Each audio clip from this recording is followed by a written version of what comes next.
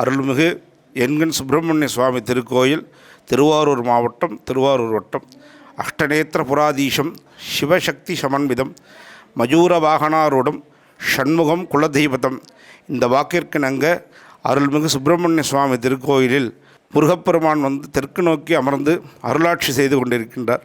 புறவச்சேரியில் முதல் சிற்பம் செய்த முத்தரச சோழன் ஆட்சி காலத்திலே பவித்திரன் என்கிற சிற்பியின் வரலாறு சிறப்பாக சொல்லப்பட்டுள்ளது.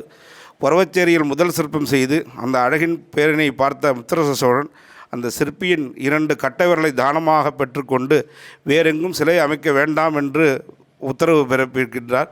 அதனைத் தொடர்ந்து மனம் கூறாத முருகப்பெருமானின் அருளாலே அவருக்கு 8 குடியில் மற்றொரு அழகிய சிலையை வடிக்கின்ற அந்த சிற்பமுனிவரானவர் இதனை கேள்வியுற்ற முத்தரச சோழன் அவருடைய 2 கண்களையும் அங்கே பறிக்கின்றார்.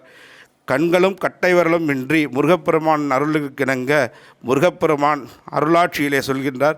காவிரியுடைய வடகரை பகுதியில் இருக்கக்கூடிய இந்த சமீவனம் என்கின்ற வன்னிக்காட்டில் சுவாமி செய்யுங்க, நான் உனக்கு அனுகிரகம் பண்ணுறேன் அப்படின்னு சொல்கிறார் சுவாமி. சுவாமியே பெண் குழந்தையாக அவர் இந்த ஊருக்கு அழைச்சின்னு வர்றார். இந்த இடம் வன்னிக்காடாக இருந்ததாகவும் இந்த இடத்துல சுவாமி செய்யக்கூடிய காலத்தில் எனக்கே கண் இல்லை, உங்களுக்கு எப்படி நான் கண் திறக்கிறதுன்னு சுவாமிகிட்ட கேட்குறப்போ அந்த சிறுமியோட கையில் ஒளிபட்ட அந்த ரத்தமானது கண்களில் பட்டோன்னா ஒளி வந்துடுறது. சுவாமி அனுகிரகப்படுத்தி அந்த சிற்பிக்கு கண்ணும் கட்டவர்களையும் இந்த ஊரில் திரும்பி கொடுக்குறார்.